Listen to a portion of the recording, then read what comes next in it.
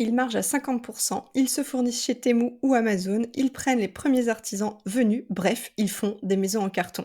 Les constructeurs n'ont vraiment pas bonne réputation, ni sur Internet, ni à la télévision où on voit des reportages tous les ans décrire l'enfer que c'est de construire avec un constructeur. Mais qu'en est-il vraiment?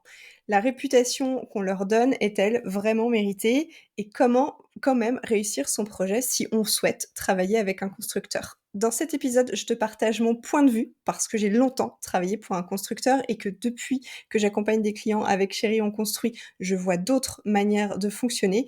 Et dans cet épisode, je vais surtout t'aider à y voir plus clair pour bien préparer ton contrat avec un constructeur si tu choisis de travailler avec un constructeur.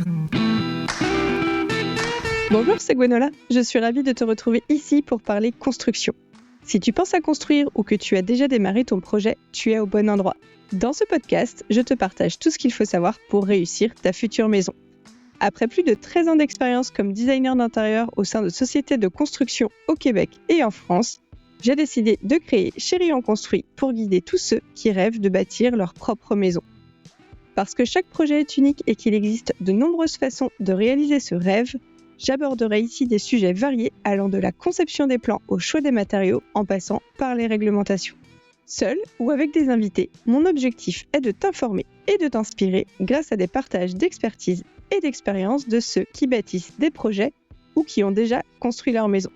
Je te laisse maintenant avec l'épisode du jour. Bonne écoute!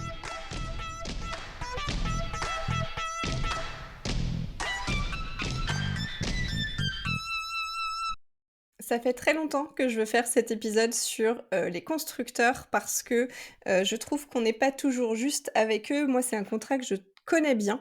J'ai travaillé 8 ans pour un constructeur, 6 mois pour un autre avant de lancer Chérie on construit et j'ai vu les dessous de ce métier. J'ai discuté avec des confrères. Aujourd'hui, j'ai un plus grand recul car en travaillant avec Chérie on construit, j'ai aussi accès à d'autres contrats et à d'autres expériences via mes clients. Donc je vois, j'ai un spectre un petit peu plus large et j'avais vraiment envie de faire un retour là-dessus parce que voilà, je trouve que sur les réseaux sociaux, à la télévision, on n'est pas toujours hyper juste avec les constructeurs et je voulais revenir, avec toi sur cette image, assez mauvaise des constructeurs, on va pas se le cacher. Hem, voilà, je vais revenir sur certains clichés. Je voulais aussi parler de ce que fait un constructeur et surtout de ce qu'il ne fait pas, de comment ça fonctionne vraiment un constructeur pour être un peu plus clair, là-dessus et expliquer aussi pourquoi l'image des constructeurs peut être, comme ça. Et puis, je vais aussi revenir sur les raisons pour lesquelles certains tombent de haut avec, des constructeurs parce que vraiment, hem c'est souvent dû à une mauvaise connaissance, du contrat, du constructeur, de ce dans quoi on s'engage, et une mauvaise maîtrise de son projet. Et puis je vais donner aussi quelques pistes pour éviter les erreurs parce que voilà, les constructeurs sont-ils tous des arnaqueurs? Je ne le crois pas, c'est mon avis. Et pour réussir à son projet avec un constructeur, il y a pas de secret, il faut le préparer et on va, voir pourquoi. J'ai juste un petit truc, pendant longtemps, donc quand je travaillais pour un constructeur, j'avais ce côté où j'étais quand même super, super vexée presque quand on me disait qu'un constructeur, c'était tout pourri et qu'il fallait pas travailler avec un constructeur. J'avais un architecte de mon coin qui avait partagé une publication, je me souviens, elle m'avait, marquée parce qu'il disait: «Ben, avec un constructeur, quand la maison coûte moins cher, hem, tu le sais pas et tu vas payer le même prix que prévu au départ. Par contre, avec un architecte, quand la maison coûte moins cher, ben, tu payeras pas, le prix initial, mais tu payeras le moins cher». Et ça m'avait un peu, piquée parce que je me suis dit: «Oui, enfin bon, il y a beaucoup de projets d'architectes aussi qui dépassent le budget», mais ça, bizarrement dans son poste, c'était pas dit et chaque professionnel défend son métier. Mais voilà, j'étais un petit peu, susceptible sur le sujet et aujourd'hui, je voulais, rétablir, hem certaines choses, certains points de vue, en tout cas partager le mien parce que, il y a de très bons constructeurs en France, pas tous, mais comme n'importe quel professionnel, il peut y en avoir des très mauvais et je voulais, voilà, revenir sur ce sujet-là. Donc on commence. Pourquoi l'image des constructeurs est-elle aussi mauvaise? Sont-ils, si méchants? Parce qu'on entend qu'ils margent, qu'ils font des maisons en carton, qu'ils prennent les premiers artisans venus, et que, quand on travaille avec un constructeur et ben, on va forcément faire face à des déceptions, et Et je pense que beaucoup, de ces visions viennent, de mauvaises expériences, c'est sûr, mais aussi d'un manque, de connaissance du contrat qui encadre le travail d'un constructeur et de son rôle réel. Hem Je voulais revenir sur ce truc de marge parce que, moi j'ai beaucoup eu la question par des clients quand j'étais commerciale: «Est-ce que, voilà, c'est quoi votre marge?» Bien sûr, je n'avais pas le droit de répondre, mais je veux, revenir sur un truc, voilà, qui est quand même simple. Si tu as une entreprise, et que tu vends quelque chose, il y a forcément de la marge. Spoiler, ton vendeur de voitures fait, une marge, peu importe la marque de ta voiture. Il y a ton téléphone, qu'il soit, Apple ou Samsung, si tu achètes, des fringues, peu importe chez qui, il y a une marge dessus et tu vas pas demander au vendeur ou à la vendeuse: «Vous margez de combien?» parce que franchement, c'est un peu une arnaque. Tu peux te poser la question dans ta tête, mais je pense pas que vous soyez beaucoup à poser la question. Donc moi je l'ai eu, donc bien entendu pour des raisons de confidentialité, je pouvais pas le dire, mais je voulais juste expliquer que la marge qu'un constructeur prend sur un projet de construction, elle varie déjà en fonction des constructeurs, mais elle est là pour, heu, payer des choses. Elle est là pour payer des gens et des services. C'est-à-dire que, le chiffrage d'une maison, est enregistré dans les logiciels du constructeur puisque je vais y revenir, mais tu peux pas signer un contrat si tu sais pas combien ta maison te coûte et il y a un coefficient donc de marge qui est ajouté dessus. Et cette marge, elle prévoit les salaires des équipes qui travaillent pour le constructeur. Ça va être ton conducteur de travaux, ça va être le salaire du commercial, ça va être le salaire des assistantes administratives. Voilà, ça va, participer au fonctionnement de l'entreprise, les assurances, les voitures et cetera et cetera. Une entreprise, elle a besoin, voilà, d'argent pour tourner donc cette notion de marge comme quoi, ce serait, des marges, absolument abominables. Certains vont marger plus que d'autres, mais il y a une réalité de marché et si tous les constructeurs margeaient réellement à 50 ils vendraient pas de maison parce qu'ils seraient pas du tout compétitifs par rapport à des architectes, à des maîtres d'œuvre et cetera. Donc voilà, je dis pas que travailler avec un constructeur, c'est la version la moins chère, mais il y a aussi des constructeurs qui travaillent leurs projets de maison de sorte que la marge soit la plus serrée possible, que les études soient les plus économes possibles et donc que la maison revienne moins chère. Ça, c'est aussi une manière, de faire et certains constructeurs ne travaillent que comme ça. Donc oui, un constructeur marge, mais ça en fait pas forcément des truands. Est-ce qu'ils font tous des maisons en carton? Non et en général, la qualité de construction d'un constructeur, ça peut quand même se vérifier, donc il y a des constructeurs qui, ont vendu beaucoup de maisons, qui ont vendu un certain mode constructif avec effectivement, une qualité assez basse, ce qui a, un petit peu abîmé, l'image du constructeur et qui l'a généralisé. Mais tous les constructeurs ne font pas des maisons entrée, voire bas de gamme. Il y a aussi des constructeurs qui font, du moyen, voire du haut de gamme.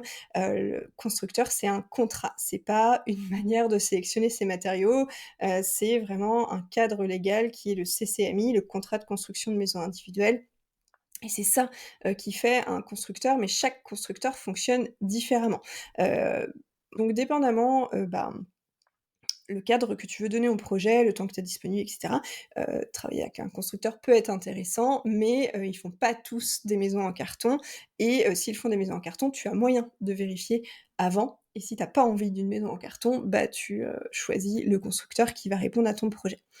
Ils prennent les premiers artisans venus, ça c'est vrai pour certains, c'est moins vrai pour d'autres. Ça va être vrai pour ceux qui vendent beaucoup, beaucoup de maisons. Moi, je sais que dans ma région, il y a un constructeur, une année, il a vendu beaucoup, beaucoup, beaucoup de maisons. Ils étaient très, très, très contents. Par contre, eh ben, ils avaient pas assez d'artisans, dans leurs artisans habituels, donc ils ont pris des artisans qu'ils connaissaient moins bien. Ça a quand même fait, des chantiers moins bien parce qu'ils ont moins maîtrisé, les artisans qui bossaient sur leurs projets. Donc il y avait des projets très, très bien faits, d'autres moins bien faits, mais ils prennent pas tous les premiers artisans venus et d'ailleurs, un des critères de choix, je trouve, pour un constructeur, c'est la quantité de maisons qu'il fait.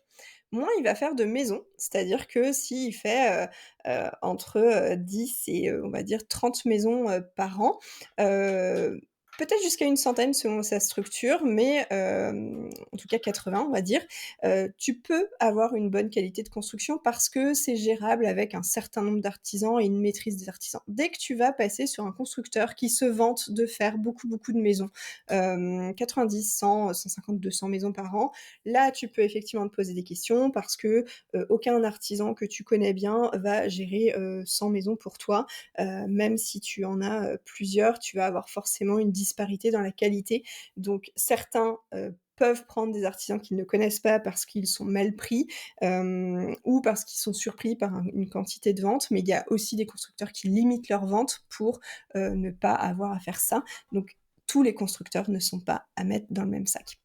Je voulais aussi revenir sur le fait que, les réseaux sociaux et la télévision ont tendance à aussi parler que des choses négatives. On le sait, des clients contents parlent beaucoup moins que des clients pas contents et Zone Interdite ne va jamais faire une émission qui dit: «Ils ont réussi leur maison avec un constructeur, tout s'est bien passé, maintenant ils sont heureux avec leurs chiens et leurs enfants dans leur, nouvelle maison. Ils sont d'ailleurs en train de penser à faire leur piscine».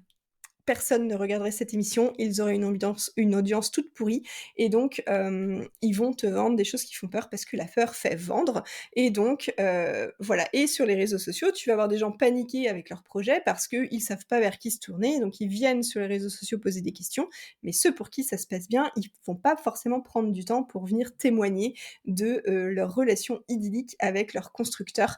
Voilà, c'est des choses qu'on verra beaucoup moins, donc l'image des constructeurs, elle est aussi mauvaise parce que certains ont fait n'importe quoi. Mais ça entache la réputation d'autres qui travaillent bien au quotidien et les réseaux sociaux et les réputations comme ça ou les clichés, ont la vie dure et sont entretenus, par les médias aussi, parce que, parce que ça fait vendre et que ça fait peur. Donc voilà.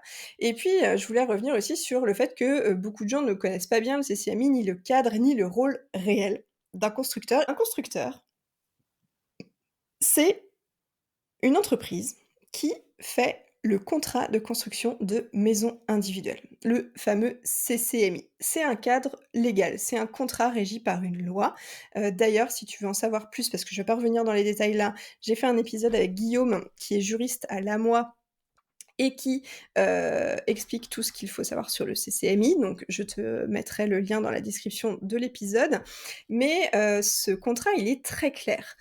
Par contre, si il est mal rédigé et ben, effectivement, tu il y a des trous dans la raquette et c'est là, souvent que, le bât blesse et il faut, en tout cas je voulais, dans cet épisode, rappeler sur ce que fait un constructeur et c'est ce qu'il ne fait pas.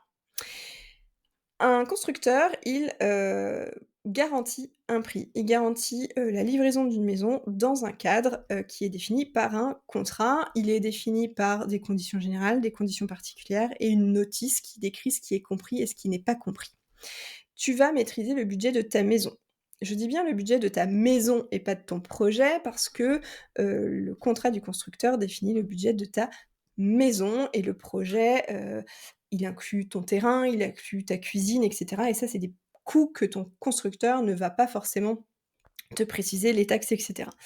Hem Un constructeur va garantir donc un prix, une manière de faire ta maison avec des choses qu'il connaît et qu'il, maîtrise. Si tu as envie, d'une maison avec un immense porte-à-faux type, maison, à Ibiza avec, du béton dans tous les sens, des escaliers, comme on voit, en plâtre qui sont ronds et cetera, il y a peu de chances qu'un constructeur mette ça dans ton projet parce qu'il ne sait pas le chiffrer. Ça, c'est une réalité. Pour garantir ton prix, bah, faut qu'ils sachent combien ça coûte et il y a certains constructeurs qui ne vont pas y aller. D'ailleurs, il y a 3 types de constructeurs. Il y a ceux qui font les plans types, qui vont faire des plans que tu ne peux pas modifier. Il y a ceux qui font les plans, moyenne gamme, mais relativement sur mesure et tu en as moins, mais tu en as quelques-uns qui font des projets relativement moyens, voire haut de gamme, mais ceux-là sont moins nombreux et parce que ça demande plus de travail pour étudier puisque le prix est garanti, ils doivent aller faire des demandes de devis et ça prend du temps et beaucoup de constructeurs ne vont pas sortir de ce qu'ils font habituellement. Je voulais aussi rappeler que tu vas chez un constructeur parce que l'étude est gratuite et ça, c'est hyper attractif parce que tu as pas envie de payer 1 500-2 500 voire 10 000 € l'étude de ton projet sans savoir s'il va aller au bout. C'est ce que tu es, parfois amené à faire avec des architectes, ou des dessinateurs. Certains maîtres d'œuvre font aussi, facturer l'étude des projets, certains non, parce qu'ils calquent un peu leur fonctionnement sur, les constructeurs, même si le contrat n'est pas le même. Donc des fois, tu vas voir le constructeur parce que c'est cool. Tu ne payes pas l'étude de ton projet et ça, c'est bien, sauf que, bah, ça engendre le fait que tu vas, subir probablement une petite pression, enfin je dis petite, elle peut être grande, commerciale, sur la signature de ton projet parce que, bah, tant que le constructeur n'a pas signé, il n'est pas garanti de travailler avec toi et donc il n'est pas garanti de gagner de l'argent. Donc c'est pour ça qu'il y a certains constructeurs qui ne font que 2, 3, 4 versions de plan, qui te disent: «Bah, signez maintenant, on verra plus tard». C'est pour sécuriser leur vente en fait, puisque le constructeur donc est là pour vendre. Vendre n'est pas un gros mot, mais c'est aussi ça. Donc tu ne payes pas, l'étude et puis du coup, tu as affaire à un commercial qui lui donc est là pour te proposer un projet, vendre et parfois il a les équipes de dessinateurs, hein, derrière, aussi pour redessiner. Tous les constructeurs ne fonctionnent pas pareil et donc bah, c'est cool parce que tu as un mec ou une fille sympa en face de toi qui, t'accompagne dans ton projet, qui t'explique certaines choses, qui t'en explique d'autres qui t'explique pas d'autres choses, mais qui t'accompagne dans ton projet et tu payeras vraiment que à la signature de ton contrat où tu devras faire un chèque de dépôt, voire même chez certains constructeurs, tu ne payes rien avant le démarrage des travaux. Donc c'est attractif et on y va, pour ça. Mais il faut aussi savoir ce que ça implique de travailler avec un constructeur. Ça peut impliquer une pression, commerciale, donc je le disais, ça peut impliquer une pression, pour le chantier, pour faire ses choix, pour le démarrage. Tu es un petit peu moins maître, du bateau, on va dire, parce que, bah, c'est le constructeur qui va gérer, parce qu'il a un planning pour ton chantier, mais aussi pour les autres et voilà et ça peut aussi coincer avec un constructeur sur la personnalisation qui peut être limitée. Si tu veux une maison complètement, sur mesure, avec des choses exceptionnelles, peut-être que le constructeur, que n'est pas fait pour toi et ça, il faut l'avoir en tête parce que, dans les expériences que j'entends, un des gros retours, c'est: «On a fait confiance». On a fait confiance, oui, mais la confiance n'exclut pas le contrôle et tu dois absolument comprendre ce que ton constructeur fait et ce qu'il ne fait pas et pour ça, il faut poser des questions, il faut te renseigner en dehors de ton constructeur qui va te dire parfois ce que tu as envie d'entendre et c'est rassurant des fois d'entendre ce qu'on a envie, d'entendre, mais bah, c'est pas ça qui va faire que tu vas réussir ton projet. Hem, donc voilà, tu, vas chez un constructeur pour les bons côtés, mais il faut aussi connaître les moins bons, pour, bah, bien te préparer et avoir un contrat à la hauteur de ce que tu attends, ni en dessous, ni au-dessus, et bien, cadrer tout ça. Un constructeur donc il peut pas faire n'importe quoi et sache-le, mais ça demande que toi, tu t'impliques dans ton projet de toute façon, constructeur ou pas constructeur d'ailleurs. Les vraies raisons pour lesquelles certains tombent de haut, on le voit, hein, dans les reportages, on comprend pas, on a fait confiance et cetera. Donc comme je disais juste avant, la confiance n'exclut pas le contrôle et puis, le premier truc, c'est vraiment: «On a été trop vite. Si j'avais su, j'aurais pas fait ça». Et ça, c'est une des premières raisons pour lesquelles certains tombent, de haut. Hem et comme je disais, ça vient souvent du fait que les études sont gratuites, donc on s'attend à ce que tu payes, plus vite. C'est pareil pour certains cuisinistes d'ailleurs et ça, c'est hyper important à avoir en tête parce que, si tu vas trop vite et ben, tu feras pas attention à plein de choses. C'est là où tu vas tomber de haut après pour des choses qu'on t'avait dit qui étaient comprises, pour des choses, que tu pensais pouvoir changer et que maintenant on veut plus que tu changes et cetera et cetera. Ce qui est compris dans ton contrat doit être écrit. Il y a pas de «mon commercial m'a dit». Le conducteur de travaux qui va gérer ton chantier après, si tu lui dis que c'était pas compris que qu'on t'avait dit que c'était compris et qu'en fait c'est pas écrit, il va dire: «Ah non mais moi j'étais pas là.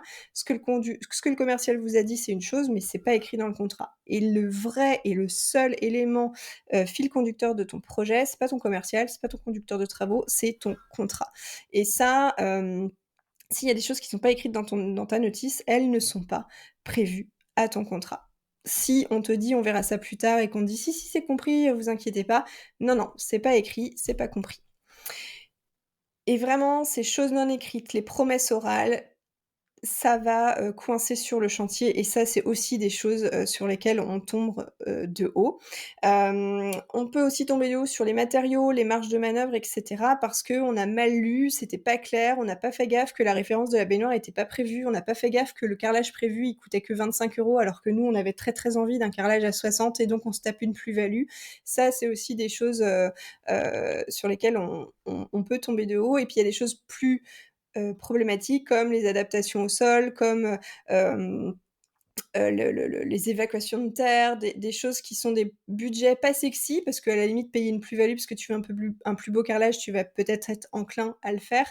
Mais en réalité, quand c'est des choses qui sont pas sexy, bah, tu es pas content de les payer, mais ça, il y a de fortes chances que c'était écrit, dans ta notice. Et puis, une des raisons pour lesquelles certains tombent de haut, c'est la qualité du chantier. Ils débarquent sur leur chantier en trouvant que la maison, elle est mal faite, que c'est pas propre et cetera. Mais ça, il faut visiter des chantiers. Il faut demander à votre commercial d'aller sur des chantiers. Alors tu vas me dire: «Oui, mais ils peuvent m'emmener que sur les chantiers où ça se passe bien». Oui, forcément, mais déjà s'ils t'emmènent sur un chantier, c'est bon signe. S'ils te disent: «Non, non, il y a pas besoin, j'ai pas de chantier prêt à voir» ou quoi que ce soit, va voir des chantiers qui sont en maçonnerie, va voir des chantiers qui sont bientôt finis, va voir des maisons qui sont livrées pour discuter avec des clients. C'est la meilleure manière de vérifier que la qualité de ton chantier sera à la hauteur de ce que tu attends. Choisir un chantier, où tu vois déjà que la maçonnerie est toute travers, qu'il y a des déchets, que, les artisans viennent travailler le dimanche, tu sais déjà, heu, dans quelle gamme de constructeurs tu vas être. Donc soit tu acceptes parce que peut-être que c'est moins cher, soit tu acceptes pas et donc tu choisis de pas travailler avec ce constructeur-là. Les vraies raisons, voilà, pour lesquelles on peut parfois tomber de haut, pour lesquelles les gens ont des frustrations, sont souvent des choses qui auraient pu, être, anticiper, voire éviter si, ils avaient su avant et ça, bah, il y a personne d'autre que toi pour le vérifier. Donc comment éviter de, se faire arnaquer par un constructeur et ça marche les conseils que je vais donner vont marcher pour n'importe quel autre type de contrat. Lire et comprendre ton contrat. Voilà, lire et comprendre ton contrat c'est la première manière d'éviter de te sentir arnaqué par quelqu'un parce que tout sera écrit. Donc exiger que tout soit écrit, bien comprendre ta notice, bien savoir quel matériau est prévu. Accepter que tout n'est pas modifiable et travailler ton plan comme il faut. Tu le sais, chez moi, le plan, c'est la base. C'est d'ailleurs là-dessus que j'accompagne, mes clients parce que, pour moi, un plan, est aussi important que ta notice et que tes devis et souvent, on se dit qu'on verra sur le chantier et cetera et puis après, on a des plus-values, puis après ça marche pas et puis après, il y a une erreur de commande et puis tout ça. Donc il faut accepter que c'est modifiable avant de signer, moins modifiable après et encore moins, quand le chantier a commencé et ça, si, tu veux pas l'accepter, ben, travailler avec un constructeur va probablement pas te plaire ou alors tu as une marge de manœuvre, de budget et tu accepteras les plus-values. Mais ça marche pour un architecte, ça marche pour un dessinateur, ça marche pour tout, type de pro avec lequel tu vas travailler. Vérifie la réputation, de l'entreprise, sa santé financière. Dans l'épisode avec, Guillaume, on en parle, et visite des chantiers. Ça, c'est hyper important. Moi, je le faisais tout le temps avec mes clients, quand, je le proposais tout le temps, certains ne voulaient pas, mais visite des chantiers. Ça prend du temps, c'est chiant, mais c'est vraiment ça qui va te permettre de juger la qualité, du projet et puis, si le commercial veut pas t'accompagner, tu lui demandes plusieurs adresses de chantier autour de chez toi et tu te déplaces toi-même. Et dernier, conseil, c'est vraiment de prendre ton temps, te caler avec chéri et dire: «Bah, non, on y va, mais on signe pas le contrat. On veut lire le contrat avant». Prendre son temps. Prendre son temps, c'est la clé. Décaler, appeler ton notaire et dire que tu veux signer ton contrat, plus tard, que tu vas déposer ton permis 3 semaines, un mois plus tard que prévu dans le compromis parce que, c'est souvent là que, les problèmes démarrent avec une pression trop importante. Donc vraiment, lire et comprendre son contrat, exiger que tout soit écrit, accepter ce qui est modifiable et quand, et s'il y a pas de modification possible après, bah, tout le faire avant et même si on te dit qu'on peut modifier plus tard, sois toujours méfiant. Vérifie la réputation, de l'entreprise, visite des chantiers et prends ton temps. Donc pour conclure, les constructeurs ne sont pas tous des arnaqueurs. C'est pas, un mode, de construction fait pour tout le monde. Si tu veux, gérer tes artisans, faire des choses toi-même, lire toutes les lignes de ton chiffrage, voilà, savoir, combien coûte la pause, combien coûte le robinet et cetera, un constructeur sera pas fait pour toi et tu seras frustré. C'est comme ça. Ils se travaillent tous de la même manière. Tu auras beau, t'insurger sur le sujet, c'est ça. Par contre, il faut absolument que les références soient écrites dans ton contrat, ça c'est, obligé, mais il faut absolument que tu saches où tu t'en vas parce que tu peux pas dire: «Ah oui, mais il veut pas me donner les détails du prix après avoir signé». Ça tu le sais avant, ça va pas changer une fois que tu auras signé. Et donc voilà, ne pas signer à l'aveugle, ne pas s'engager avec un constructeur juste parce que tu es content, parce que tu as pas payé et que le plan te plaît, que tu as pas payé d'études, je dis. Voilà, ça prend, de comprendre en quoi tu t'engages. Donc un constructeur n'est pas un arnaqueur de base, certains le sont, ils ont pas l'exclusivité de l'arnaque dans le monde du bâtiment. Mais ils ont, surtout une mauvaise réputation et une mauvaise, compréhension du contrat. Il y a certains artisans qui sont pas très nets non plus. Il y a certains, architectes ou maîtres d'œuvre qui font pas forcément, bien leur travail. C'est et puis des fois, c'est qu'on veut pas entendre. On trouve ça pratique de pas payer d'études et puis on regarde pas les mauvais côtés. Mais, il y a pas que, des bons côtés au contrat de construction de maisons individuelles. Il faut les connaître, il faut accepter les règles du jeu et jouer avec les règles du jeu pour réussir son projet. Voilà, j'espère que, mon avis aura pu t'aider à y voir plus clair. Si, l'épisode t'a plu, tu peux, je t'invite même à mettre 5 étoiles sur, Apple Podcast, ou me laisser un petit commentaire, sur Spotify parce que ça va m'encourager à, lancer la saison 2 qui arrivera cet automne. Là, je termine cette saison avec une série, de quelques épisodes où je vais, revenir sur des sujets, qui me tiennent à cœur comme celui-là et voilà, j'espère que l'épisode t'a plu, que tu y vois plus clair et tu peux me retrouver sur Instagram ou sur mon site internet. Je mets tous les liens en description de l'épisode. Je te souhaite une belle journée, après-midi, balade, vaisselle ou trajet en voiture et je te dis à bientôt pour un prochain épisode.